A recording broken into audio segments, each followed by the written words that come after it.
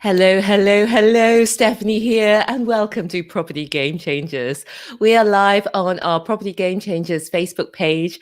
We are here every week celebrating the power of ethical property investing, debunking the myth that you need a lot of money to get started in property, and of course, inspiring each other to believe bigger, to be bolder, and to be game changers for good. And my guest this week is a real property powerhouse. I have with me the very inspirational George Choy. He's been a property investor for over 16 years. I first found George. He and his wife Sarah have the Sarah and George Choy Property Podcast, and it's phenomenal. You definitely should check that out if you're a podcast listener. Definitely subscribe. He also has two best-selling books, Stealth Millionaire and also Retire Now.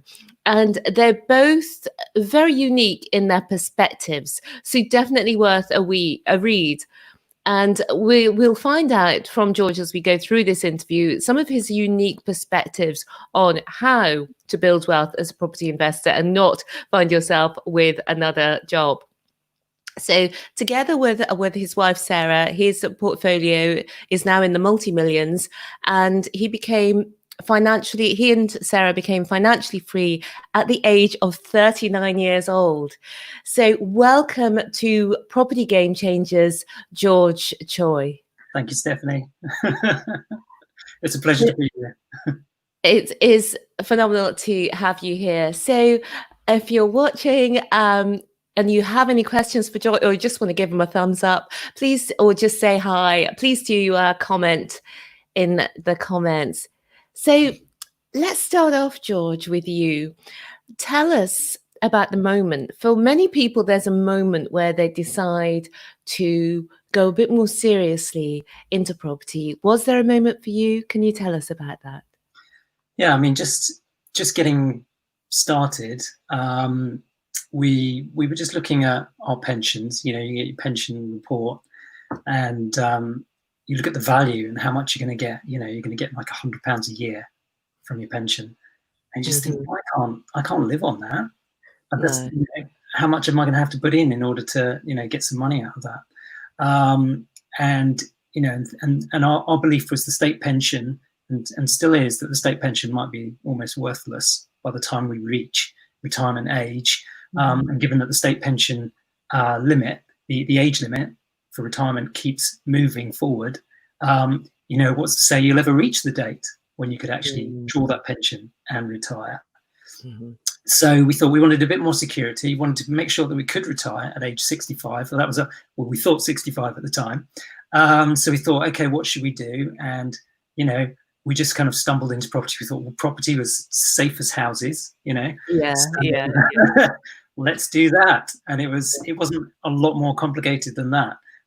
Then we read a number of books, and you know, found an area that we wanted to invest in. And then that was when we finally took the plunge. So we were both in full-time jobs at the time, Sarah and I. And do you want to know what we did, or do you want to talk about that later? Yeah, so I'm interested, how long did it take you from you decided that you were going to go into property between that point and the point where you were able to then retire at the age of 39? Right, let me think.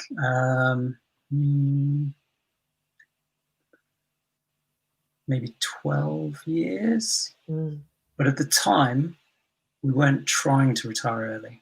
That's another key turning point in my story. It was at the point where we made that conscious decision, we're going to do it now. That's when things really changed. So let's just want to highlight for a second that normally you would work for 40 years at a minimum. And for many people now, it's going to be much longer because the government's pushing back the retirement ages, and obviously the pensions have gone down the pan. So you could work 40 years and not be able to afford to retire. Yeah, correct. And what you've done, even with that, at first, that conscious effort, is within 12 years, put yourself in a place where you can retire at the age of 39. And so I'm really excited to dive into that, George. So yeah, why don't you why don't you tell us about where you actually started from? What Right. was your starting point for this? Yeah. And yeah, and then we'll move on into to how you did it. Okay. So, I'm not born with a silver spoon in my mouth. I'm sure, there are many people out there born on housing, council estates, and I'm one of them. I lived on a council estate in a 3-bedroom house, very, very modest upbringing. Well, I'd say poor upbringing. I remember, parents couldn't even afford to let me go to Cubs, and Cubs is one of the cheapest routes you could go to, and they couldn't even afford to pay for me to go to that. So it showed me, we weren't wealthy in any way. But one thing my dad was doing was paying off his. So we were living in a council house, but he bought his house off the council, and then he tried to pay it off as quickly as he could. So that was quite an interesting thing that I observed him do when I was in my childhood. The other thing that I saw them do was to kind of have their own business, to have a little side hustle. So they were in jobs. They weren't in high earning jobs at all, but they both had a kind of a small business. So my mother had an ice cream van, and I remember riding around in her ice cream van, and I would wind up because they had a wind up tune, and I would wind it up and then press the button and play it as we came into the road. And then I'd be serving customers ice creams. I was probably only about 4 or 5 at the time, probably 4. I guess I wasn't at school. So I remember doing that. So I remember they had their own business, and my dad, he did catering at people's houses, just like dinner parties, where he'd cook Chinese food. And again, that was just a little small business. It was in his addition to his main job. So it gave me an idea that it was possible to do your own thing. That you didn't just have to be employed. And then kind of fast forwarding. So I was a marketing assistant, but I was in debt.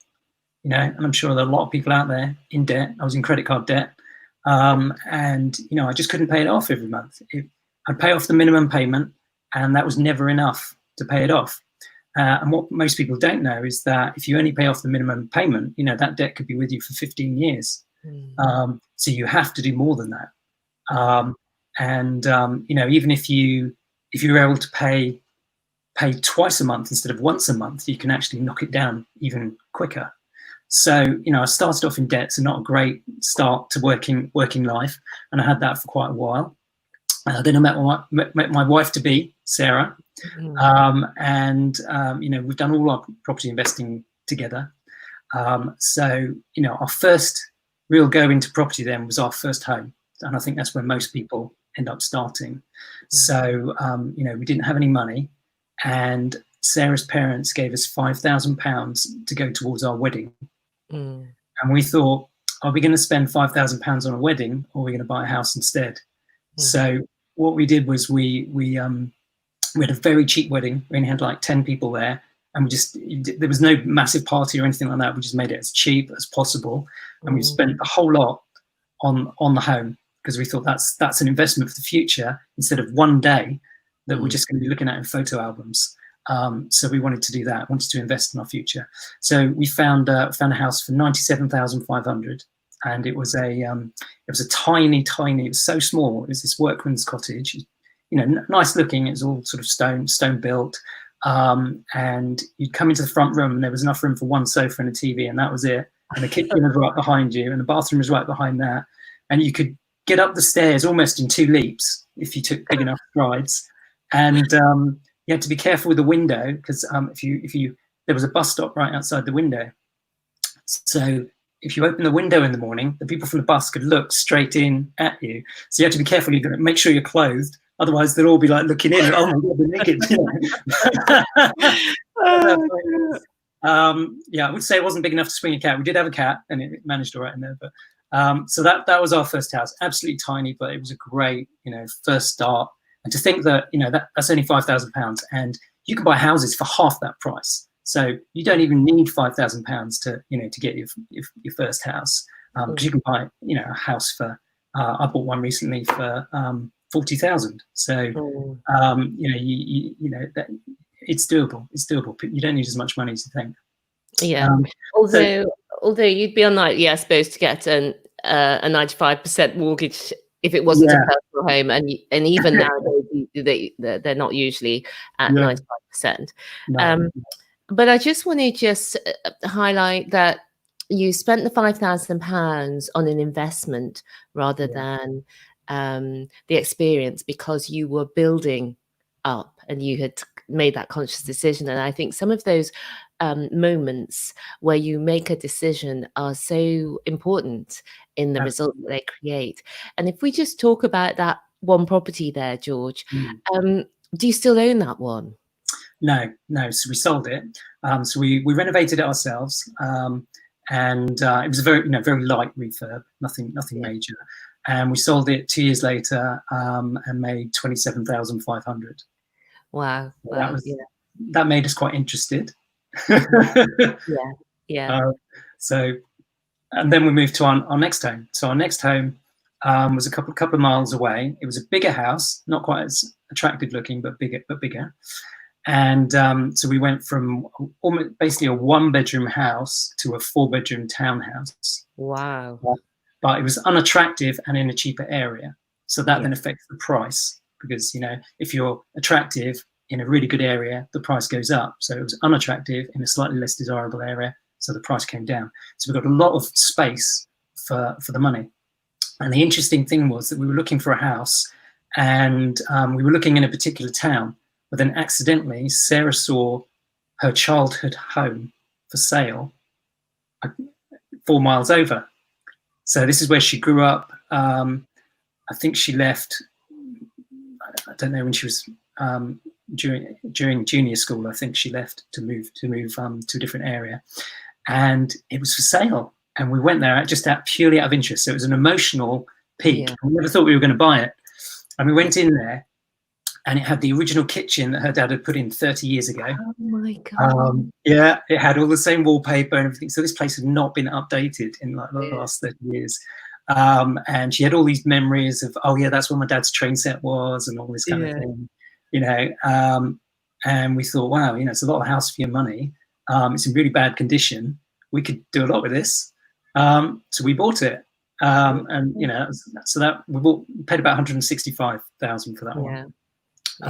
Did a big refurb, but we did all the work ourselves again, with help from Sarah's parents, and it's replaced kitchens, bathrooms, everything, redecorated it, stripped wallpaper, new carpets, the works, and looked really nice at the end of it.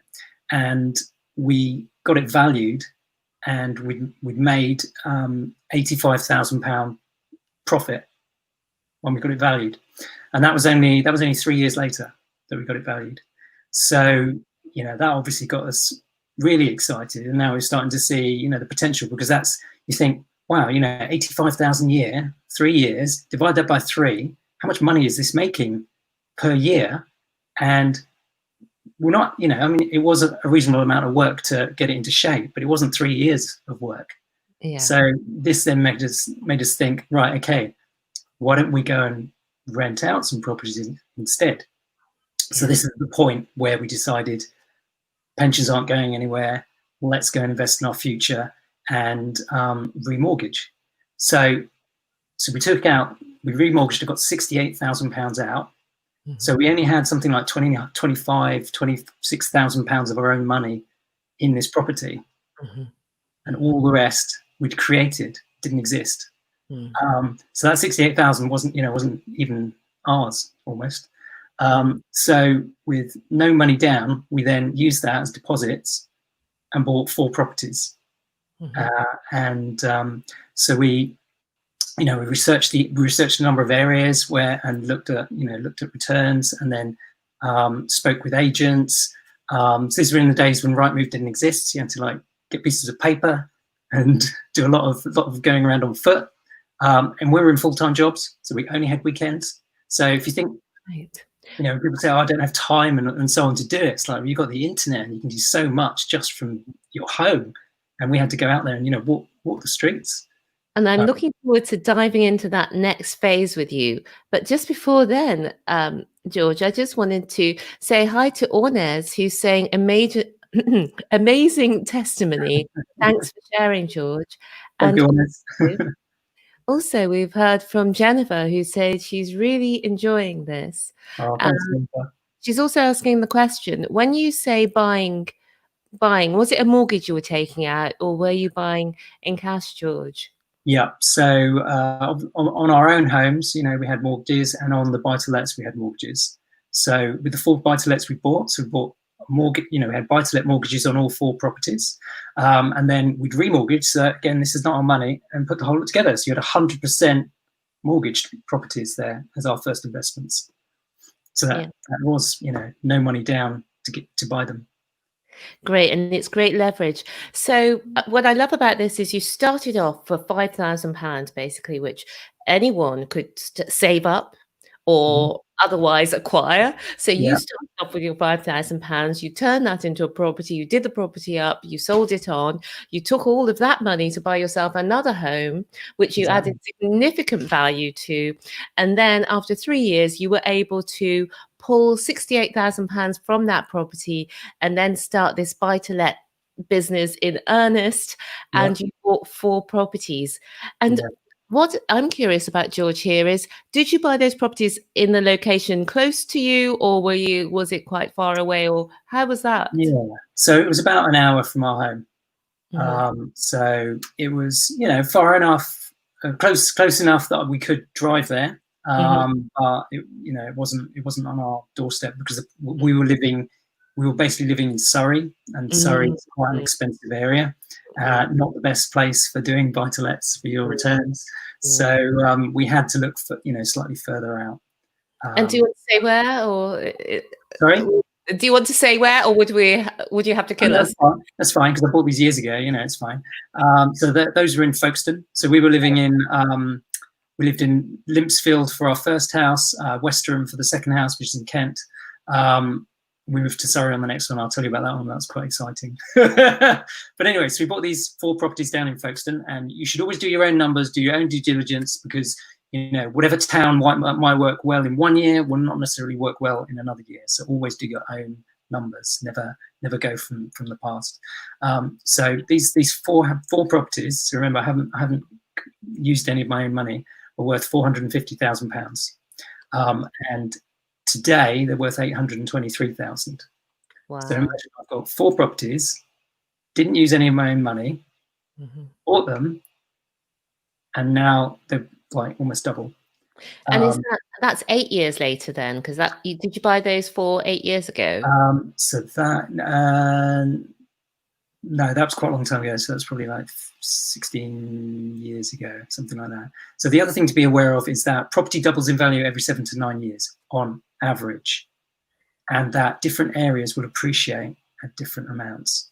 So that's always worth being aware of. You can use the 10-year rule as an average for doubling, but it will vary by location, and you never know until it happens, really. You can look at past trends, but you won't know for certain. So there are some parts of the country in negative equity still. Yes. So that goes to show the rule doesn't work everywhere. Check your areas. But anyway, so we had these 4.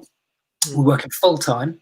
The only time we've got free is the weekends, and we were still in the DIY mode at that point. So it's like, okay, so every single weekend we went down to paint, to strip wallpaper, to rip kitchens out, fit new kitchens, tiling, be doing it through the night. I remember, and this was like we're doing it every single weekend.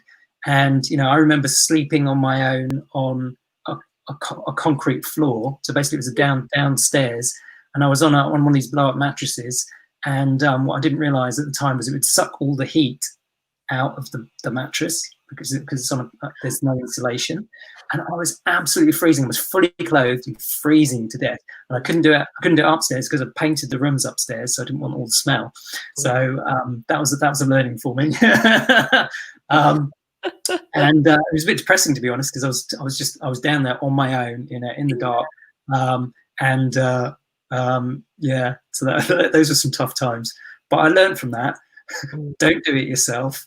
It's faster. Faster, and it'll save you time. It will save you a lot of time, because one of the mistakes we made is because, and we don't make this again, is we bought 4 properties at the same time.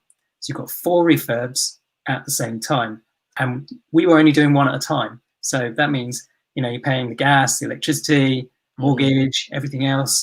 You have to pay all those bills because you've got no rent coming in.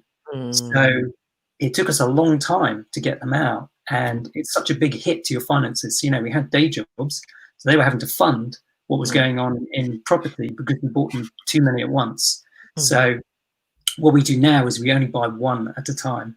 So that was a massive learning for us. Do one at a time. Don't go and buy a whole collection of them. Because the question is, can you afford the hit until it's filled?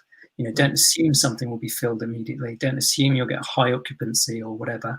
Don't assume your tenants won't leave, because these things happen. So it's best to, you know, spread it out, and also to spread your money out. So is don't go for, a lot of people want to go for one big deal. I get this so many times, people that I meet up with, they go, I've seen this amazing deal, I'm gonna do this massive version, 22 flats and whatever. I'm going, whoa, so what happens, you know, if this all goes wrong? That's it. It's the, you know, one of my friends, Jonathan, he's a multimillionaire, he told me once, don't do the deal that kills you. And that could be the deal that does it. You know, are you willing to risk your entire livelihood for that one deal? So it's much better just take your money, break it up into lots of tiny little bits, and then, you know, if something is empty, vacant, whatever, in need of refurb, then it doesn't hurt you as much as if that's your 100% source of income. Great advice. And Kelly Campbell is agreeing with me. She's commented here, really useful information. Thank you so much. And I call out the George and Sarah Choy podcast, because I recently listened to your interview with Jonathan Berliand, and it really is a must listen. He's a phenomenal guy, and he was brilliant on your podcast. A lot of great value. And Honest is just saying, yeah, the struggle was real, but it paid off for you. And it did. Yeah. Let's talk about that. So I suppose we should say buy the properties one at a time if you're going to refurbish them one at a time, which it totally makes sense. And so there you are now. You've got your 4. Yeah. Eventually, how long did it take to get them all up together when you're DIYing? Yeah. I think it was it must have been somewhere between 3 and 6 months. Wow. Once you finish them, you then got to get them let out. Yeah. And it's never, you know, you don't let them out day one. You know, viewings take time. They have to prepare their materials and so on. So I think it was phased, you know, during that time, 3 to 6 months. So it was quite a long time to have to fund them. You know, it has paid off now, but I'd like to have paced them at the time. But I realised we thought we had paced one of them. That we, you know, it was like a month later when we went to buy the 4th one. But these things all tend to, like, you know, happen at once for whatever reason. They all happen at the same time, so it just didn't work out. But next time I'll just do. Well, now we just do one at a time, so it's less stressful. So you've got these 4 now, and tell us about the space between there and when you retired at the age of 39. Yeah. So we moved. So almost immediately after we remortgaged to buy the 4 properties, we then found another house and bought it. So this was a really cute little cottage. It was a bungalow, and it used to be used as a tractor shed. So the old farmer would take his tractor in there, and he would, like, change the Ds and all that kind of thing. And really, you know, really low ceilings, so you have to have to watch out. I have some friends that were there just like give themselves a, you know, concussion walking in. And it had, like, stone walls on the outside, and, you know, it was in an amazing location. So it was in Surrey, a place called Oxted in Surrey, and it was a 5-minute walk from the town, but it was up a really long track by a church where nobody knew it was. And when you were there, it was so peaceful and tranquil that you didn't know that you were so close to the town. 5 minutes to the town, 5 minutes to the train station, getting to London really fast.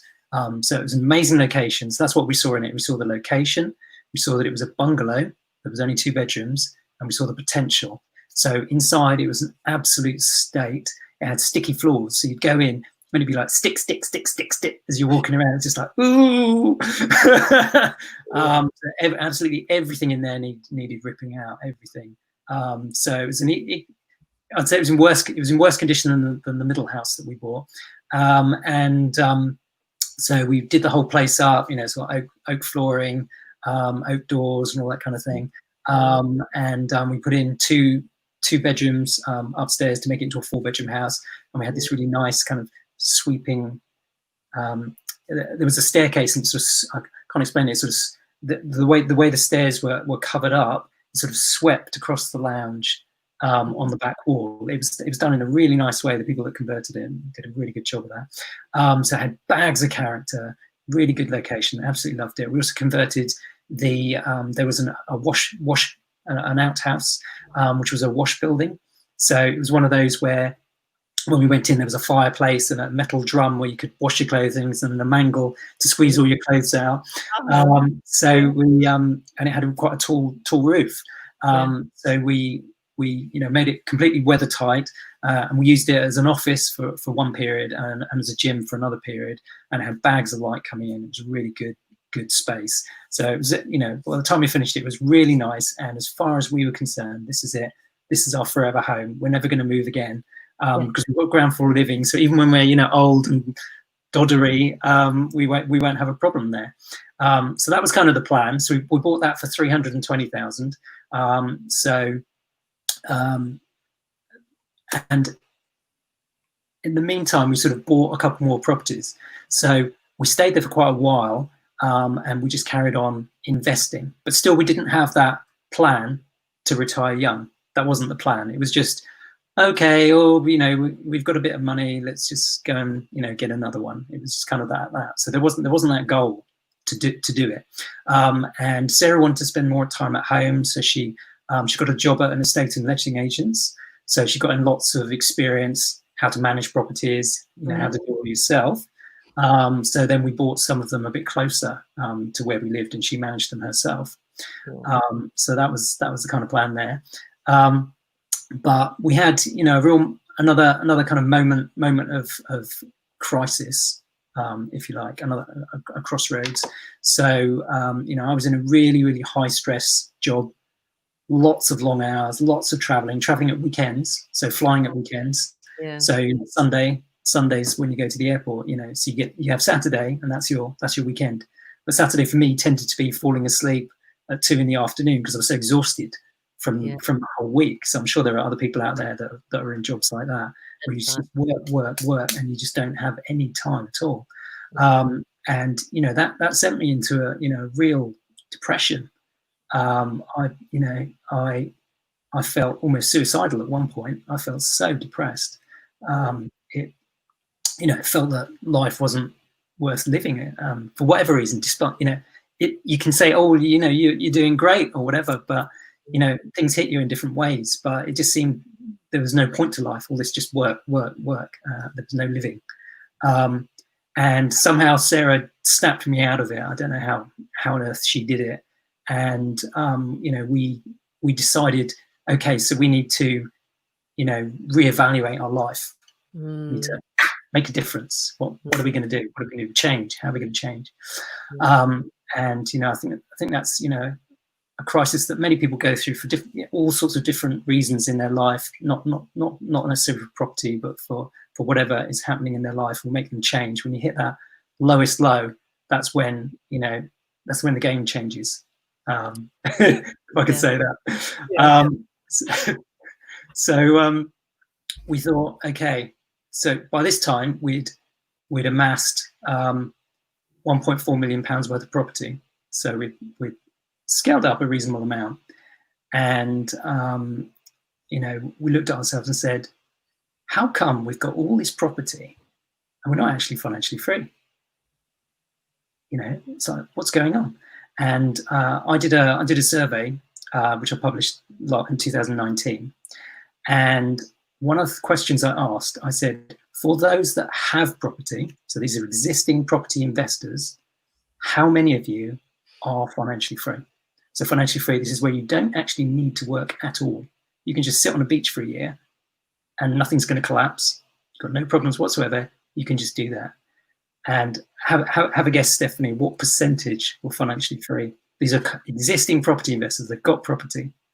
I know Well, there's a few things I know. I know from research that most landlords only have one or two properties, but I'm guessing you're not talking about those sort of people. Yeah, include those as well. Include those as well. Yeah. Okay. So most landlords, the figure for people who've only got one or two properties is really high. I can't remember the number, but it was over 75%. So most landlords have only got one or two.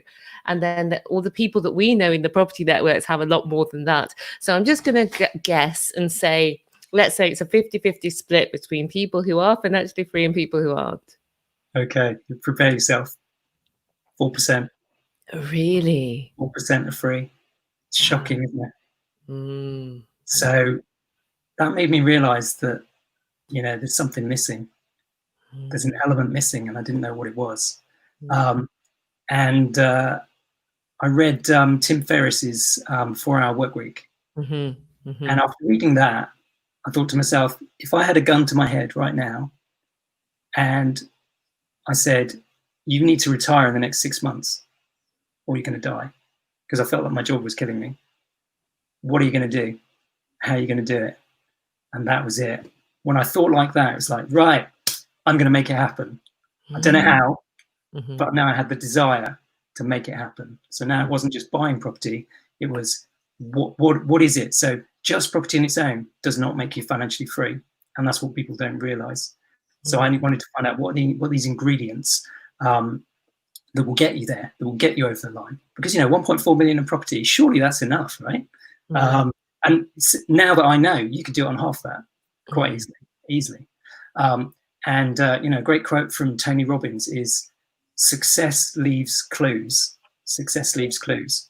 And what he means by that is, find someone who's achieved your goal and then see how they did it. You know, and this could be as simple as getting an autobiography of somebody. Yeah. Just learning, you know, how does their head work? How do they think? How do they spend their time? How do they spend their money? What do they do? How have they achieved whatever it is that you want to achieve? So then both of us, my wife and I, just started kicking off a whole load of research, and we stopped looking at property investors and started looking at who's become financially free and how did they do it. So we didn't care how they did it. We didn't care what the investments were. It was interesting, you know. So we'd take note if we saw some investments, but that wasn't the thing, because we knew we already had all this property, but that wasn't enough. So what was it? So it became our total obsession.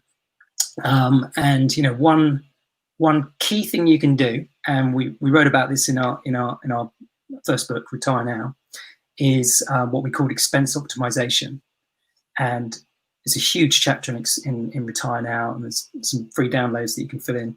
And basically, it's how can you look at your personal expenses and either decide to you know, keep, substitute, or get it cheaper in some other way, and then just ram down your expenses, really just push them right down. Because the way to get financially free is to increase the gap between your income and your outgoings. You know, the bigger you can make that gap, the better. So if you can't get your income up quickly enough, but you can get your outgoings down fast enough, then you can often bridge that gap much quicker to financial freedom.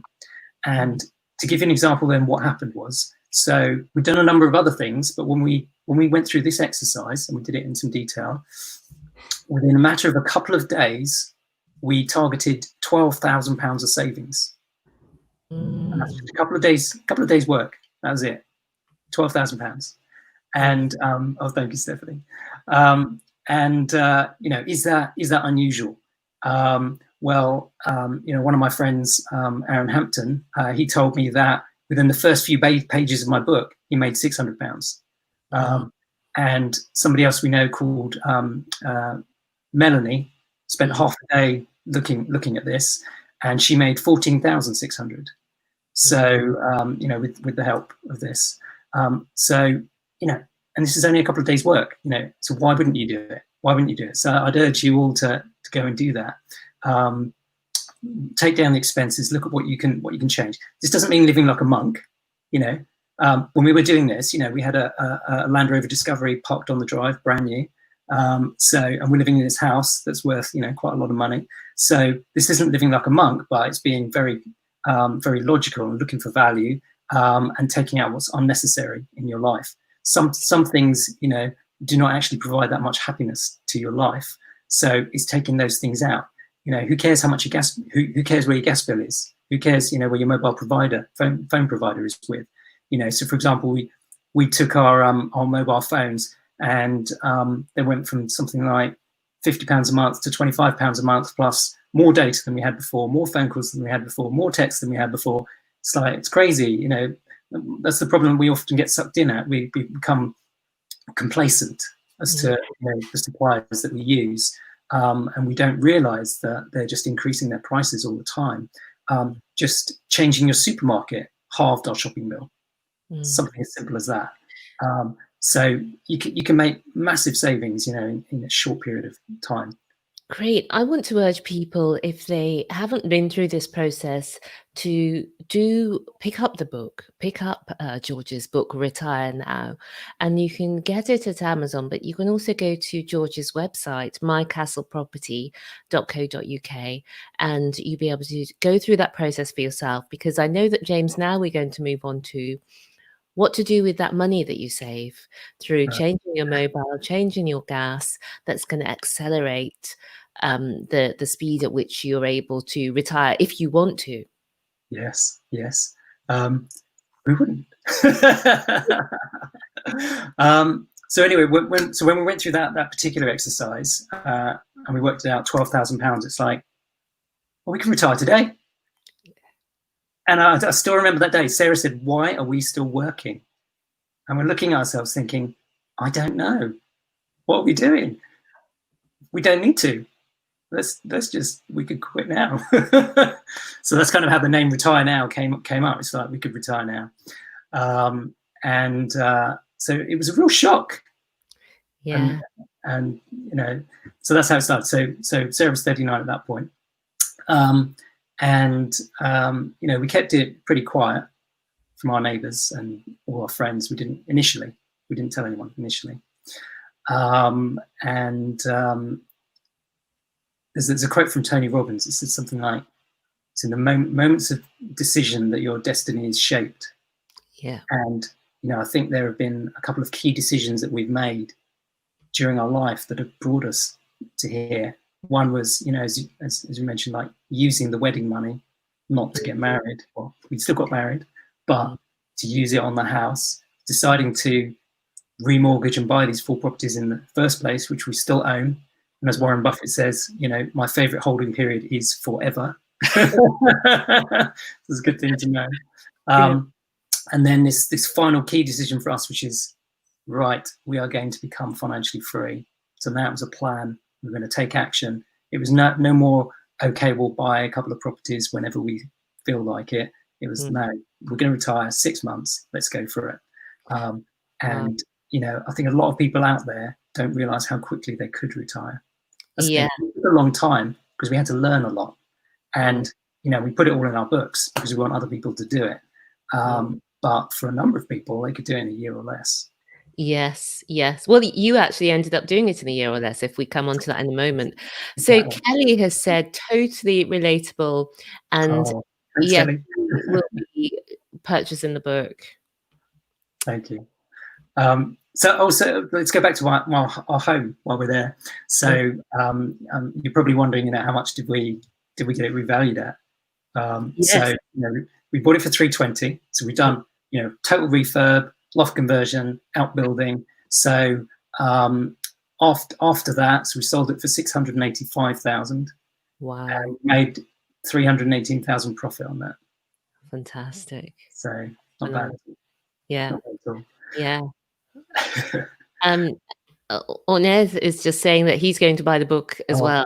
Thanks, Onez. You'll enjoy it.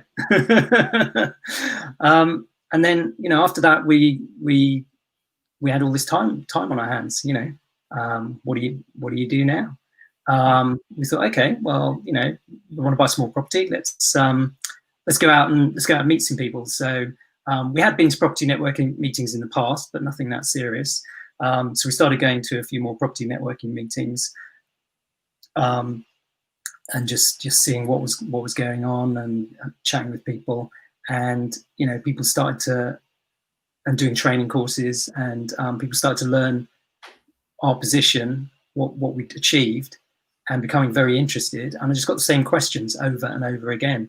How did you do it? Which properties did you buy? All that kind of thing. What was the kind of game changer? What made the difference? I want to retire. I want to quit my job. How am I actually going to do it? And that's why we wrote the book in the end. We thought, okay, well, let's just start pour all that knowledge and write it as a book to ourselves, to me and Sarah. Yes. Before we started. It's like, okay, George and Sarah, you're about to start on this amazing property journey. What would you want to know? So I put down everything in there, like, company structures and, also reducing your expenses, changing your mindset, all that kind of thing. Everything that, exactly how to buy a buy-to-let property, exactly how to buy a commercial property, the steps with none of the fluff in it. It's just like, this is how you do it. So what's available. And do you know what? It's been creating so much excitement. John is saying, brilliant. Thank you so much. And Nesta is saying that she's going to be buying the book as well. Thank you. And Pierre is saying, excellent. I'm learning a lot. Good job, Stephanie. You always have quality guests. Yeah. And is going to buy the book as well. I mean, I would advise anyone to buy the book, because where else can you get the step-by-step with the detail like that? All of the things that took you and Sarah many, many years to learn, you are now all in that book that can help people to retire, or for many people, as you said, to retire within the year. So it's been phenomenal finding out about your journey. I'm just gazing across. What advice would you give to beginners? We've had a lot of comments from people who are thinking that they might get onto this. What advice would you give them, George? Okay. I mean, I think one thing is, and they should write this down, which is, to become rich, you must value saving over spending.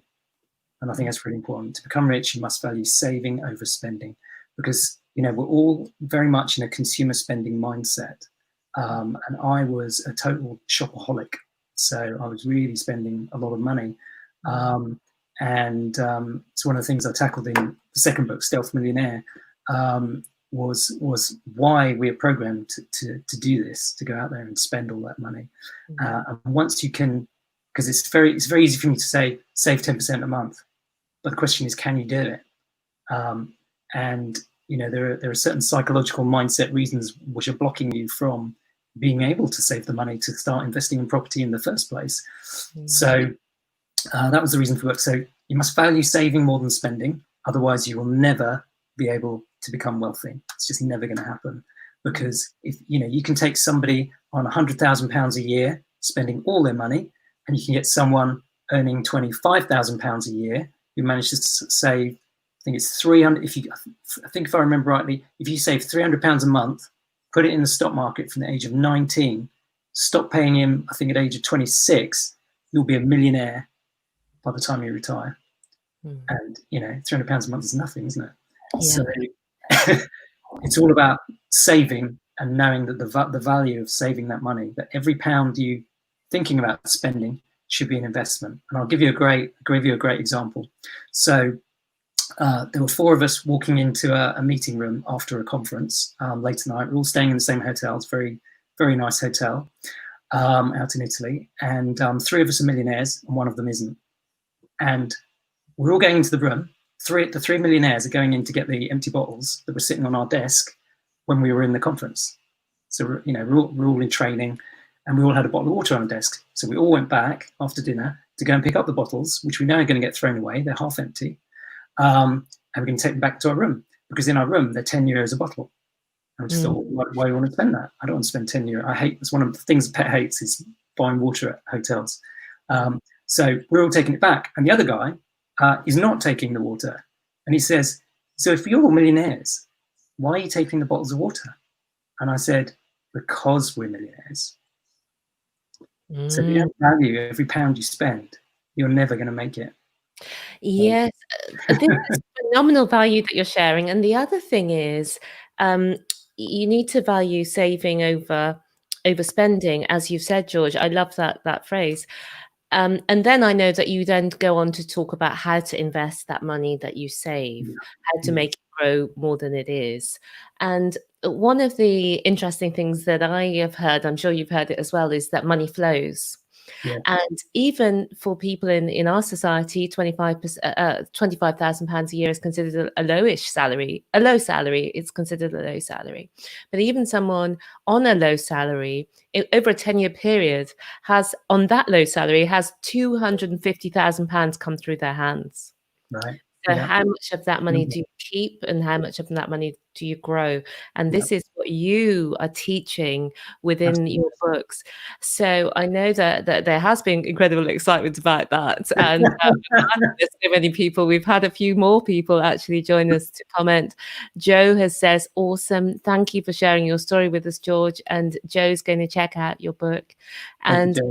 Amanat is saying, I'm enjoying this as well. And I'm going to be enjoying buying your book. So George, I think it's sort of become evident as you've been talking, just the way that you come over, that you're very happy in your life. But what has been the best thing about taking this journey in property for you and your family? Yeah, I mean, I wish we decided to do it earlier, Mm, because and I wrote this in the book. If I'd have known how to do it, we would have retired in our 20s. mm, Yeah, about 39, 20s. Why wait so long? Because for us, the most important thing is time freedom. Time mm, freedom. You know, there's a quote from Warren Buffett, which is, the rich invest in time, the poor invest in money. So right. think about that, because you only have so much time. How much time do you have left on this earth? Um, are you going to live? Are you going to live your true life? Are you going to live what you were there to do? Are you going to spend time with your loved ones, or are you going to be, constantly hunting down just money on its own, and living a life of misery and sitting on your deathbed wondering what on earth you did with your entire life, and it was Mm, a total waste of time. So mm, for us, it's all about time, enjoying ourselves, growing, developing. Those are the things that are most important to us. So we do stuff like, obviously these are exceptional times right now where everybody's at home.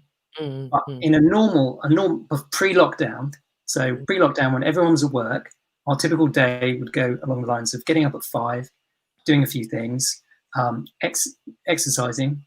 We've got a garage in our gym, gym in our garage. Then our kids would get up, spend a bit of time with our kids, take them to school.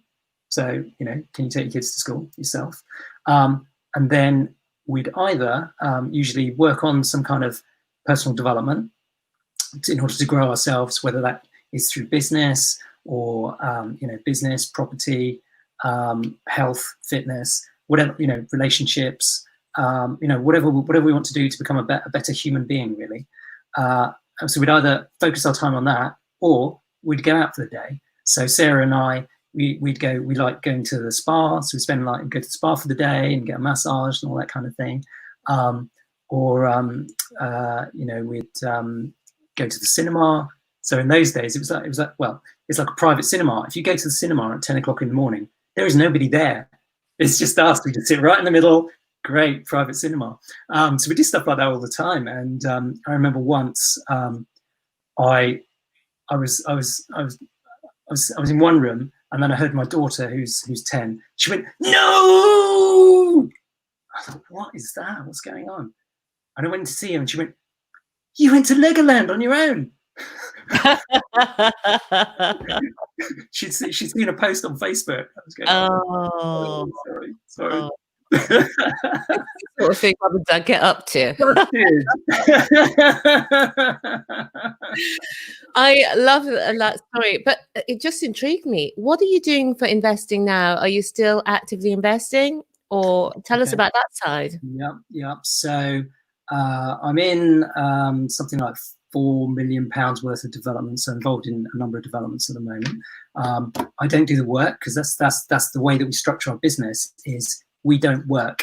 We don't want to do the work. So everything we do is outsourced, and because that's the only way you can get your time. So if you want your time, then you have to outsource everything. So we don't do the development where other people do that, so we don't need to get involved in it. And you know, we have our existing portfolio. We bought one during lockdown. We're just waiting at the moment.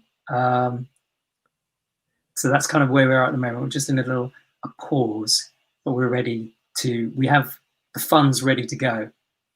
So we have a nice pot that's ready to get investing when the time is right. We've got a couple of different things that we're looking at, but we're just evaluating what we want to do on that. What type of properties, or what type of properties are you looking at buying, or is it a different type of investment that you're looking at? Yeah, we're looking at possibly a residential, and I mean, all the properties we're looking at are in the residential sector. Not looking really to do another development at the moment, and we've got a number of different options. We just want to wait and see and decide when the time's right. I mean, nobody really knows, you know, what is going to happen in the current environment. You know, are the house prices going to plummet? If so, when are they going to plummet? And the answer is nobody knows. You know, if anyone tells you they know exactly, then, you know, beware, because, you know, none of us have a crystal ball. And you know, one possibility, so this is only my thought, one possibility is that as these furloughs, you know, as the employers aren't getting the full furlough money, starting from September. So from August, there's a bit of a hit. September, there's more of a hit. You know, every single day you see another company go under or shedding like 30,000 jobs. You know, unemployment is just going to keep going up. And so my thoughts are that probably somewhere around, you know, between September and December, there's going to be huge unemployment, which means a lot of people are not going to be able to pay their mortgages. So I'm anticipating, but we'll have to wait and see, that the property market might go down at that point. At the moment, it's very buoyant. So if you're selling right now, it's a great time to sell, and you should sell it now if that's what you want plan to do. Get on with it, get it done quick. But you know, I don't have a crystal ball, so you know, was it the right decision? We'll find out. You know, you can rewind this and watch it back in you know, in December, and you can go, George was right or wrong. Okay, George. I think it makes sense. It's logical. But I wanted to ask you, what we talk about in Property Game Changers is property can really change your life phenomenally. Many people get to retirement age without having that background, you know, enough to support themselves, even though they've been on really great salaries all their lives. And you've given here a strategy for doing that, but also I know that you've been changing the game for others as well in your community. Can you tell us a bit about the charitable works that you do through? Yeah, I mean, you know, well, I want to, you know, reach as many people as possible with the books, because time is precious to us, and we really try and keep a handle on that. We only do things where we really want to do them. So what we don't want to do is create a full-time job at any point. So the books is one way, and the podcast is another way where we can, you know, reach as many people as possible. On the houses, we have some rent to buy properties. So this is where, you know, perhaps somebody hasn't got a deposit, they haven't managed to save up the amount of money to buy it, or perhaps from a credit worthiness point of view, they wouldn't pass the credit check test, for whatever reason. You know, maybe perhaps they defaulted on a mobile phone bill 3 years ago for £10, and it hasn't cleared, even though they paid it, and they've been, you know, or whatever the reason. So there are plenty of people where they find it difficult to get onto the property ladder, but they really do want to get onto the property ladder. So some of my portfolio is in rent to buys, where, you know, each month some of the money they pay goes towards a deposit for them to buy the house. So they will buy the house off me. Now, obviously, if you do loads of those, then you're going to have to buy even more property to top them back up again. So, you know, my plan is to always have a portfolio that is increasing. So I don't want to just turn my entire portfolio into rent to buy and have nothing left, because I wouldn't want to be sitting here like 20 years from now going, wait a minute, I've got no money now. But that's one way of helping out the community, helping people that could never afford to get the house and own it themselves, and helping them to get that first stage on the property ladder. So that's what we do. That's great. And we've had some other comments. Are you available on Kindle or your book? On Kindle. Is that one on Kindle? It's on Audible. I don't think it's on Kindle. No, it's not on Kindle. It's just print and Audible. Check out Audible. And John is saying, is this being recorded, as I have friends who could really benefit from watching? John, it is being recorded and it will be on our Property Gamechangers Facebook page. And if you just Google Property Gamechangers, it will take you to the Facebook page, and we will also have it on YouTube. It's going to be in many places, but our hub at the moment is our Property Gamechangers Facebook page, and I'll put the link below. So as you have seen, and just to let everybody watching or listening know that George has a website where you can contact George and find out all about his books, and loads of amazing free content on there as well for you. And it's mycastleproperty.co.uk. That's mycastleproperty.co.uk. Castle, CASTLE. Sometimes it's hard to hear when you're listening. So mycastleproperty.co.uk. And I know that George would be delighted to hear from you. George, thank you so much for joining us today. You are a property game changer. It's been thrilling to talk to you. As you've seen from the comments, it's been really created a lot of excitement and interest. So thank you. Thank you. Thank you, Stephanie. Thanks for having me. And thank you for watching and listening as always. I hope you've enjoyed this one. Please do leave a comment or any questions that you have for George, and he can answer them for you. And I look forward to seeing you again next time. But for now, it's goodbye from George. Bye, Stephanie. Bye, everyone. And goodbye from me. Bye. See you soon. Bye for now.